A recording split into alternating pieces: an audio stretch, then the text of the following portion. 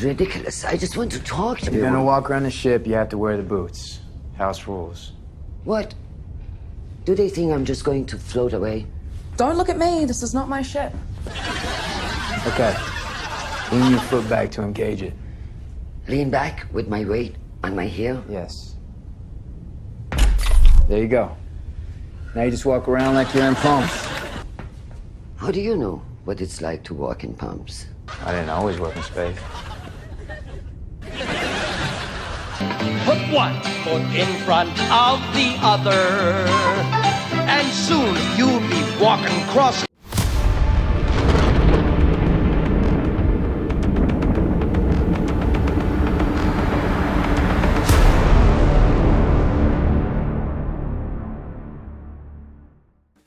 Ladies and gentlemen, welcome back to Raider's Lost Flicks. I am your host, the Groovinator, a.k.a. Adam, owner and operator of Raider's Lost Flicks. If it's a bad movie, we want to know about it. And I'm joined with my co-hosts, Flayer X and Nick Tam. We're here to talk about Season 3.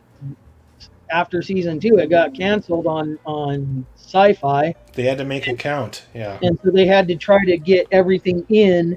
If it was going to end right there, they had a end point. Season 3 for me I think it was halfway through one of the books. It was a weird just jumping off point for me, because it literally, so that's being created under Venus, under the clouds in Venus, and nobody knows what's going on. There's total anarchy, and it's kind of an interesting. It's a lot of fun. I know that at some point they send Drummer, who's I got a little bit of a crush on Kamina Drummer. Don't say! But Fred Johnson sends her, I want you to go find the Nauvoo and bring it back. That's the big cathedral ship that they launched towards Arrow Station to, knock it into the sun. And they failed at it because, Arrow Station, as we mentioned before, turned into an actual spaceship and dodged the whole thing. And then it just kind of went off into the sweet by and by. So they sent Drummer to go retrieve that and bring it back, and they retrofit this thing and turn it into a cruiser ship for the OPA, basically. Yeah, it becomes the OPA's like flagship for their army or their nation or whatever they want to call themselves. There's a lot of jokes watching these guys on what's basically a giant church retrofitted as a battleship, and you got these gangbangers operating the thing, trying to act like a military. It's fucking hilarious. Yeah, because I know in the book they put a railgun on it, and I think the Rocinante is like trying to do something or whatever, and they laugh at them because of the way it's put on there. Because the way it's put on there is that if it fires once, it'll rip the entire ship and the gun apart. So yeah, I felt bad for the Mormons because they've been financing the OPA for years and they never bring that back. That never comes back again. Like what the hell is going to happen with Fred Johnson since he stiffed all of the Mormons and took their giant cruise ship that's supposed to take them into the promised land? I mean, they must have spent a ton of money on this thing. I think it's said in like the third book or whatever, or Avasarala excuses him and kind of like makes him and the Mormons be okay, because I think she gives them some money and gives him some money, and something happens where they're all right. Chris Jen and Bobby Draper were in the racing ship of Julie Mao. Like that was how they escaped the yacht that they were on. They were in that ship, and this is where they cross paths with the Rocinante. Like that they were going to meet because the reason that they set up all these characters is at some point they're going to intersect and they have intertwining stories. So Chris Jen and Bobby Draper are picked up by the Rocinante. Of course, Draper thinks the ship is still a Martian ship until she gets inside and sees these four idiots, running the place. That was pretty funny. Draper's funny, and you start to really like Christian after a while, especially once Amazon takes over and she can drop more F-bombs than she wants to. You know what I mean? Like you notice they turn that up quite a bit. I think the Sci-Fi Channel, they said one an episode, and that's about as all we can take. If even that. No, usually they would bleep that out. Yeah. It's one every other episode. Okay. This one, they don't really go crazy with the nudity, but they definitely drop the F-bombs wherever they can. It's usually coming out of Chris Jen. Like nobody else. You know what I mean? Like either Chris Jen or Amos, that's where you get the most of it, right? It suits her character better if she drops a couple of F-bombs every now and again. Because So I don't want to. I'm going to save some of that for later because I want to power through the story the best that I can. But there's something that she says later that makes me laugh so fucking hard, and I don't want to. I don't want to spoil it quite yet. If you've been following these, you know these are all spoiler heavy, so be careful. We're way past that at this point. But so I'm trying to remember everything that happens in season 3. We are introduced to yet another, actually 2 new characters. It seems like that's par for the course. Every season there's 2 new characters that come in. So we have the Reverend. She's a pastor. She helped write speeches. Yeah. She was a speechwriter for the current president that they have. Right. So they bring her back because they want her to write a speech to set off this war. We are also introduced to Callis Ashford. He's like one of my favorite characters. No one's going to change that.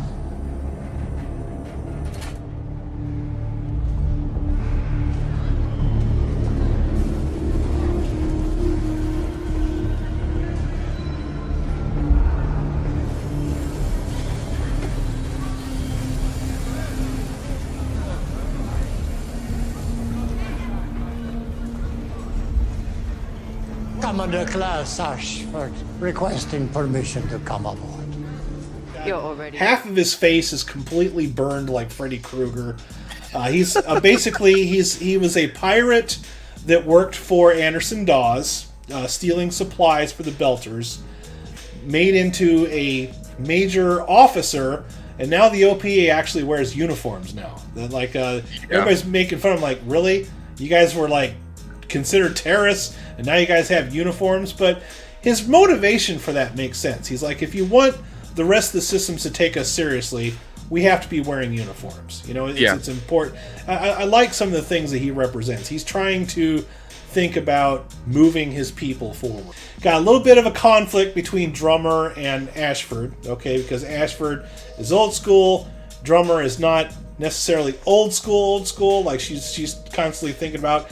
She's in charge of the Nauvoo, now called the Behemoth, which I like that name. That's the most, like, once again, that's the most Belter thing they can do. Like the Behemoth, like, yeah, okay. The Behemoth, dude.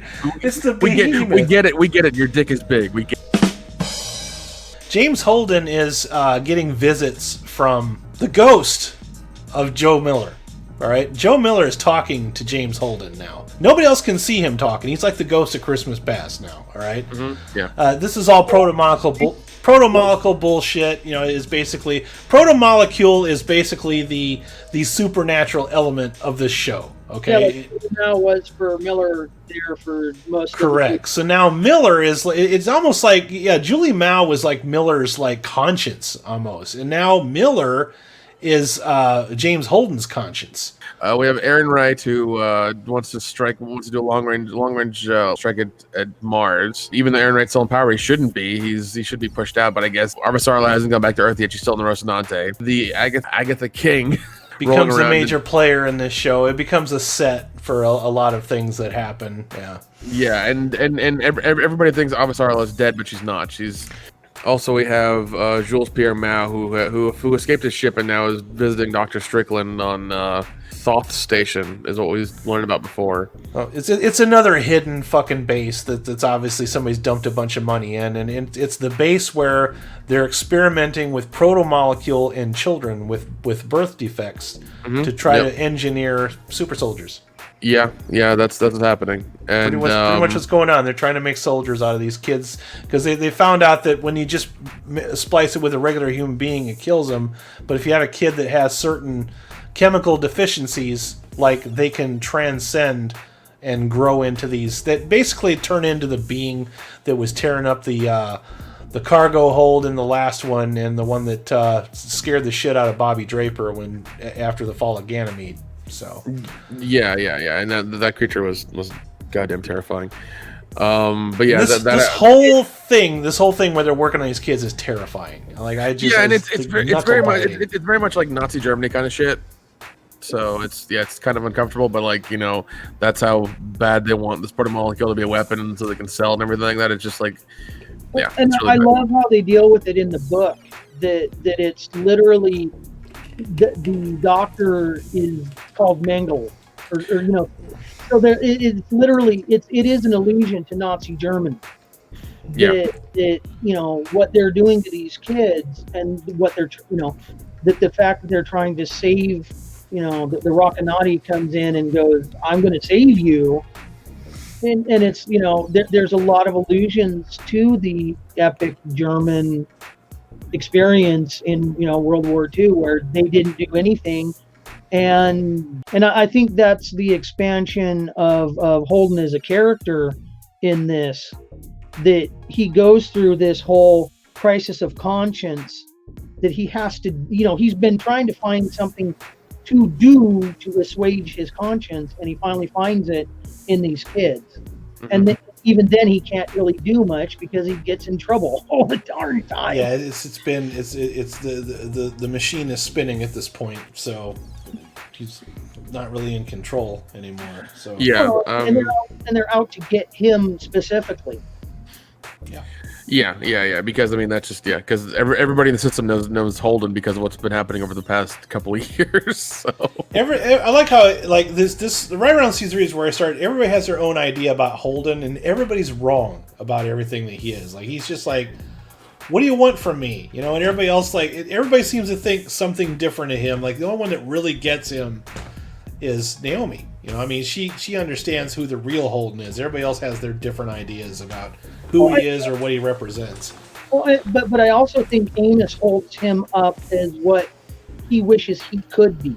Yeah. Mm-hmm. Yeah, definitely. I've noticed that this one thing you really, especially in season 3, which is why I like it so much, is they really tell you a lot about Amos without actually telling you anything. You know what I mean? Because you notice how he latches on to people that have more of a moral compass than he does, and he uses that. You know what I mean? It's like he latches onto that, he defends it, because he's like, well, if I don't have these feelings, I'll stick up for somebody else that does, because then maybe I'm doing the right thing. He said it, Amos said it in season 1 to Miller, that he protects Holden because he's what I want to be. He is innocent. It was during the bar scene, wasn't it? Yeah. Mm-hmm. And where he basically tells Miller, you fuck with him, I'm going to fuck with you. Yeah, exactly. But that's Amos in a nutshell. Is he sees the greatness of Naomi, he sees the greatness of Holden, and he wants to protect them so they can be great. The first part of season 3 is pretty much the rescue attempt to try to find Praxis's kid, right? Yeah. Because we've dealt with Jules Pierre Mao's ship.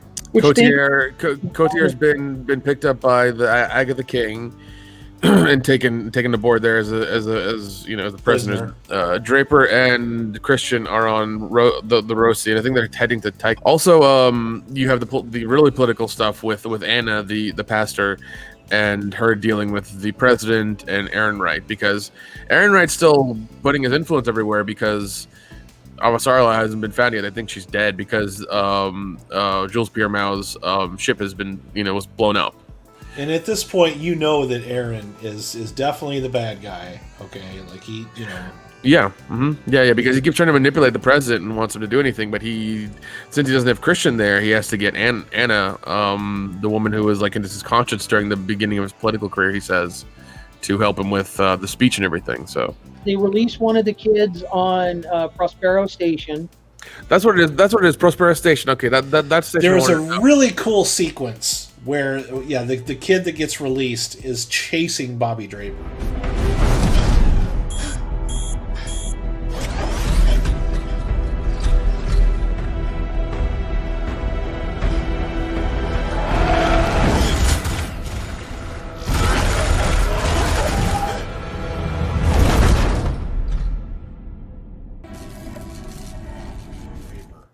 Through these really long corridors, and they're outside on the station. Dude, she's in the power suit. That was fucking dope. She's in the power suit for quite a bit of season 3, which is great. So before anybody can rescue him, damn thing almost killed her, because most of the time she's just trying to evade it because she knows she can't destroy it. Every time he shoots it, it's like the bullets almost go right through it or something. You know what I mean? Yeah. I think they get ready to they know the station, that everything's happening at, so they go there, and they want to, they want to get Jules Pierre Mao, they want to get Dr. Strickland, and so everybody's like gung ho. They get their Marine gear together. They get her some rounds for her, a suit and everything. They head to the station. I think right as they're about to, the station fires off basically protomolecule missiles or beings into space towards Mars. It looks like missiles, like thousands of them. Like, it just keeps going. Yeah, all towards Mars. Amazing special effects, man. And it's one of those things where like you've seen the creature, you know what's going on. You're just like you're fucking terrified because like if one of them survives, it'll take out the whole planet. It's horrible. Speaking of which, there's a little piece of protomolecule that they missed in the Rosinati that's on the underside. Yeah. That comes back later. Just needed to mention that's it's kind of growing on its own. Definitely. They missed a little piece of it, unfortunately, underneath the decks where nobody can see it.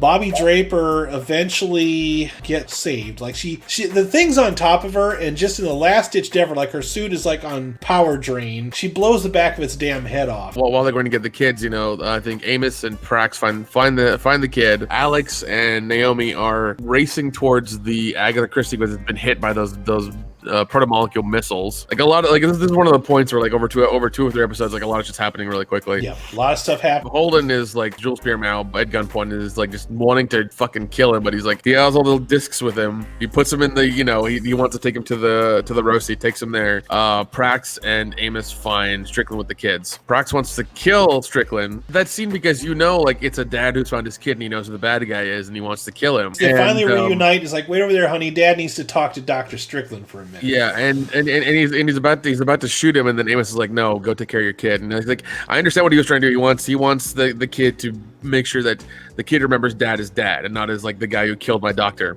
And I quote: "He says, you're not that guy." Yep. So he sends him on his way, and then he turns around. He looks at Strickland. He says, "I am that guy." I was really hoping Amos was going to like literally beat him to death because that would have been a little bit more fitting. But I understand, him shooting him. That's fine as well. Yep, the brains just splatter against the wall. Yeah, it continues the motif. Miller did it to the doctor that killed Julie. Yeah, Amos takes that hit for the team in saying, "Okay, you're gonna stay the good person. I'm the bad guy here." Yeah. Well, I mean, I think it's different because they want information from that scientist, but they shot him and they couldn't get it, and that's what kind of made Holden mad. But since they have all this information, what Jules Pierre Mao is carrying the discs literally in cases, it's different because they have the guy alive. They have all the information digitally. It's a recurring theme of both the books and the show that there are people that that are realists, and then there are people that are idealists. And those realists protect the idealists so that they can be idealists. Mm-hmm. Yeah, because you need idealists to perpetuate the species. Yeah, pretty much.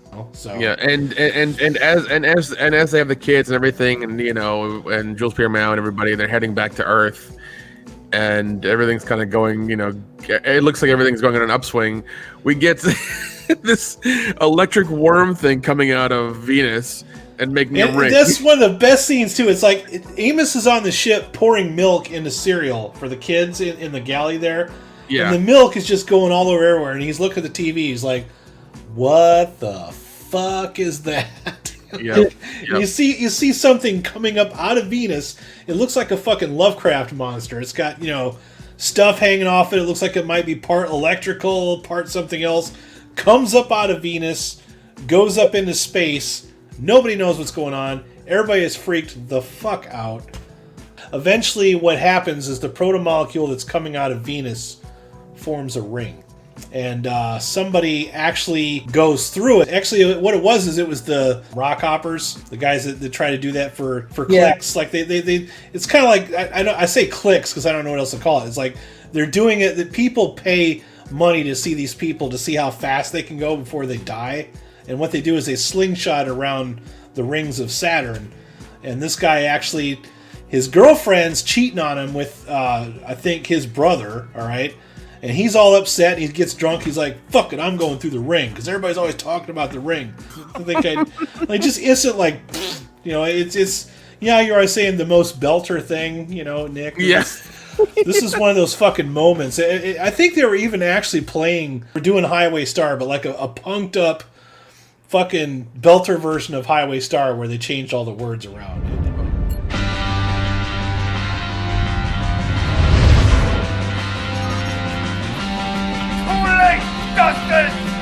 Today, I make history. Me, Maneo, yo, explore.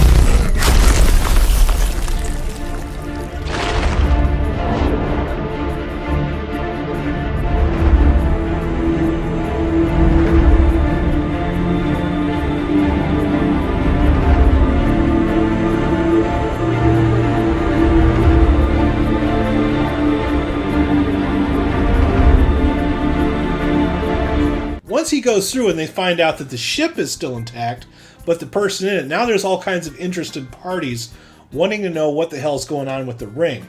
Meanwhile, Miller is telling Holden that he needs to go to the ring. I need to show you some stuff. Yeah, and like he keeps seeing him and he keeps seeing him, and like it seems like Miller is always like he keeps mentioning like doors and corners, kid. That's where they get you. That's his line the whole time. Mm-hmm.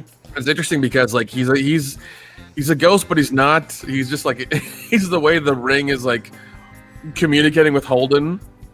It's just an odd thing of just that, you know, Miller's the way he communicates with you. That's he's almost, you know what he reminds me of at this point? He's like a DVD menu stuck on a loop. You know what I mean? Like he just keeps saying his same catchphrases over and over again.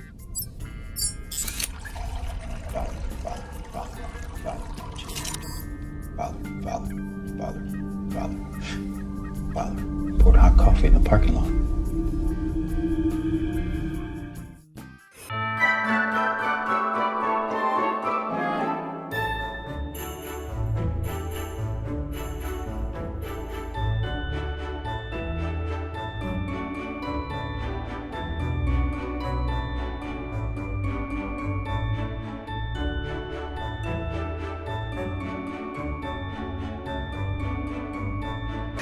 Ain't nobody got time for that. Nobody believes him, obviously, because only Holden can see him, okay? Nobody else can see him. So is he hallucinating or what's going on? But the information that he's giving Holden seems to be legitimate because it is taking him to different places. Every time they go somewhere, something does happen in this show, like it does propel the season forward as they go on. So he takes him into the ring, and of course there's this wonderful sequence where he's flying into the ring. He's got the jetpacks on the back of his suit. He's going super fast. And then there's Miller just standing there in his stupid hat, no fucking vac suit or anything, you know, talking to him, you know. Basically what happens is once he takes him into the ring, there's this big standoff. A couple of the Martians come in with Bobby Draper. You know, Bobby Draper's been accepted back into the Martian Marines, thankfully, you know. She comes in with the suits. They're trying to stop him because they think that if Holden interacts with this ring, it's going to cause like a giant explosion and kill everybody. Yeah, because what's been happening lately is that they find that the speed they can only go to, and because you know that's the speed, they can't move any faster. If they do, like they'll get stopped by the big brain computer that's in the middle of this ring. The ring pocket dimension that they're in, so they get mad at that, and all of a sudden, the Marines are chasing Holden as he's going to the center of this thing, and Miller, as you said before, Miller's right next to him, not in a vacuum, just talking to him like he's a normal guy. Weirdest thing. It's very strange. So, as they're trying to stop Miller from doing, because all Miller wants Holden to do is place his hand in between like this kind of reticle that's at the center of this ring, and he says, "Just put your hand in there." Of course, the Martians are trying to stop him. One of them tries to fire on Holden, and the guy just comes apart. Like they completely disassemble him, guts and everything, just like right in the middle of space. He just hits the floor like lunch meat. Okay. Yeah. Holden puts his hand in there. All right, and then there's this really long sequence where he's like completely naked and he sees all these things and. Total fucking science fiction 2001 type moment. Yeah. And what's happening is the ring has showed Holden that there is a society that built this ring. Okay, and it's showing him how this happened. This ring, the construction of this ring and the protomolecule and everything is all related, and it was created by a society that lived zillions of fucking years ago. Okay, and it was put into place, and they don't give a shit about the human species. We're like ants. Okay, this thing is trying to expand, and that's where we actually get to. Like season 3 will tell you why the show is called The Expanse, because the universe is fucking expanding. The show ends with several of these rings opening up at once. Yeah. And all of them going to a completely different universe. Yeah. They all go to their own little solar system and things like that. And some of the that's the very end of the third season. But while Holden's here, like once Holden does his little hand thing, he collapses. He completely collapses and just like, he's down. The Martian Marines, whoever's left, Bobby Draper's safe. Bring him out and put him in the Martian vehicle to get him back to the main ship. But because this one Martian has I guess violated the thing or been violent or whatever, the station all of a sudden lowers the speed limit again, and by doing so, kills a bunch of people because all of a sudden it stops the ships that are moving at the previous speed. Turns off everybody's gravity in the process. Yeah, it stops them dead in the tracks, and people get flung forward and crashed in, and like broken bones, broken necks, and like a lot of them are dead and dying. And it's a whole problem because here's where the science comes into that. Like even though they're using mag boots to walk around, they can't have a bleeding wound because it's just there's no gravity. So a lot of them all go to the behemoth, formerly the Nauvoo, where it can spin up a drum and create artificial gravity, and people can actually heal properly because then they'll have gravity and they'll be able to their wounds will heal properly. They can get stitched up and be fine there for a little bit. During the process is some of the coolest special effects you'll ever see in science fiction. There are shootouts on board the Agatha King, and when they shoot somebody, normally when you see an action show, they fall down, right? Or you might see some splatter coming out. When you shoot somebody in low G, they just kind of stand there and float because the mag boots are still activated, so their feet are planted on the floor, but they're just kind of laying there with like a little bit of entrails coming out of the back of their fucking head. It is a very cool effect. It's creepy as fuck. Because it's one of those things where like you're immediately thrust into the fact it's like, oh yeah, this is a space show. This is not Star Trek. Right? This is Star Wars. This is goddamn Expanse. It gets really violent. I mean, there's people like stuck to the fucking ceiling with like girders and shit protruding through them. Oh yeah. It's pretty violent. So another scene I wanted to mention too is there's a part where Holden is actually taken. He's a prisoner of the Martians, okay? But the Martian says, "I want this guy locked up." They go over to the Behemoth. Where do they lock him up, Nick? They lock him up in the fucking livestock stall. They turn the livestock stall into the ship's brig.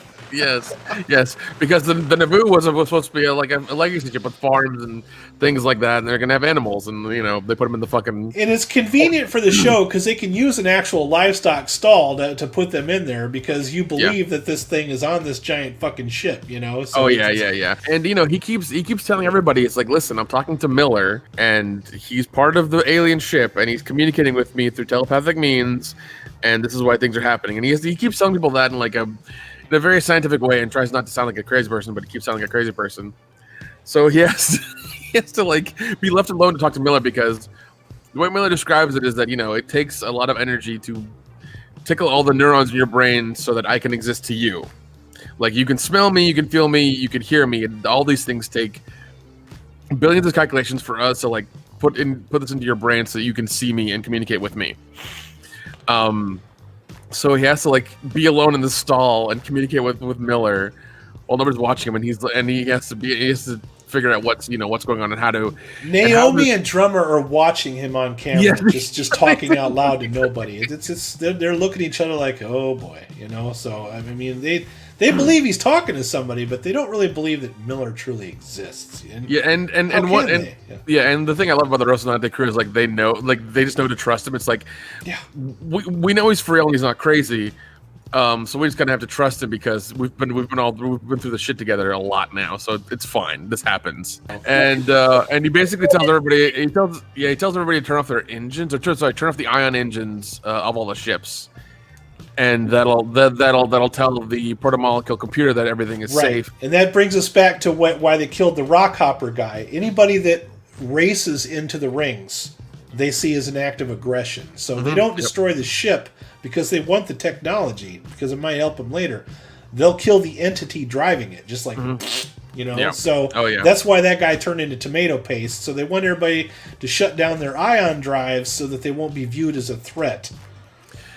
Yeah, it'll make the main proto-molecule computer. Of course, that goes back to the politics where everybody's like, what? We're in the middle of a war, dude. You know, you want us to just turn all our shit off right now? So yeah, well, I mean, like, it's one of those things where, like, if they couldn't fire any bombs anyways, it would take them 4 days. It would take the bombs 4 days to go, like, 20 feet to the ship next to them. Like, it wouldn't work out. Also, during the speed slowdown, you had this horrible accident where a drummer got sandwiched in between an actual grain tractor, that's on the ship that, was magged down, but she's sandwiched between the tractor and I think a fucking power terminal or something like that. Yeah. And then Ashford, who's her second in command, is trapped behind her. So there's this long sequence where they're trapped and they're trying to figure out how to get out of this situation. Of course, everything they try just keeps getting more and more fucked up as time progresses. But it finally winds up with her willing to sacrifice herself to save Ashford and says, okay, fine, you can be the captain. I'm not going to make it out of this anyway. Whatever. So Ashford does finally take over. And first act Ashford does is he tells everybody, he's like, you turn on the drum, okay? We have gravity. Everybody that's around us in space right now can come over to the Behemoth. Safe haven here. You can repair your wounds because they can't do any medical anything in space because wounds won't cauterize. Blood will flow upwards. It's not going to flow like it normally does. So people are going to either die of asphyxiation or die from bleeding out. Of course, the Behemoth is full of fucking wounded people, and they're running out of blood packets. Very good stuff. Season 3 was really cool. And like I said, it ends with the universe expanding, all of these portals opening up, and just Christian just kind of sitting there like, oh fuck.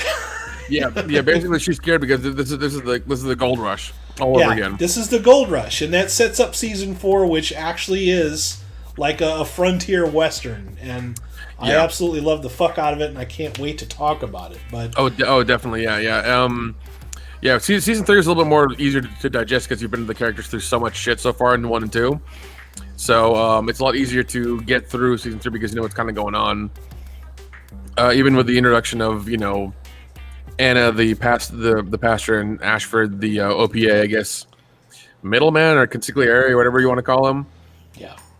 Still fun dealing with a bunch of alien stuff. I mean, once the alien proto-molecule thing comes down, the ships can go back to their normal speed, or at least kind of part of it, and they can leave the ring, and they can start the process of getting people in and out, figuring out what's there, doing research, and figuring out what planets are habitable or not, and they start doing that. So Holden's happy because he's like, well, I did my part, I'm fucking out. Yeah, I'm done. I've had it. I need some time to rest and relax. But yeah, Nick, what would you give season 3 of The Expanse out of 5? I'd give it a 5 out of 5 because once again, it's a really good season. It's a solid one. There's a little bit less to digest in this one. You're cinching up a lot of loose ends. Finally, you get to see the giant ring and that stuff, and everybody kind of like working together to do their thing and survive. And you get this giant, wonderful opening for season 4, which is just kind of like, well, come on, Cowboys, let's go, kind of thing, and it's great. Yep. I love it. Total Gold Rush City. So Flayer, what would you give season 3 of The Expanse? I am 100% in agreement with Nick. It is 5. They really hit their stride. They built everything, and this is the fruition of it. This third season was literally what The Expanse was meant to be doing all along, but it took the 2 seasons preceding it to set it up. Yep, it did. And that I think is what's so great about the payoff is the pacing is excellent, the music. They get these glorious songs. I'm gonna sound like monkey see, monkey do, but I had mentioned very early on that season 3 was when it really picked up for me. Like Season 3 was when it started to hit its stride for me. I was really attached to the characters. I liked that they were just kind of subtly telling you more about the characters than you did the first time. Ultimately became one of my favorite new TV shows in science fiction. Thanks for watching Raiders of the Lost Flicks. If you can, hit a thumbs up. Make sure you subscribe to the channel for more Expanse content. We'll be doing the new season live pretty soon. So, peace out.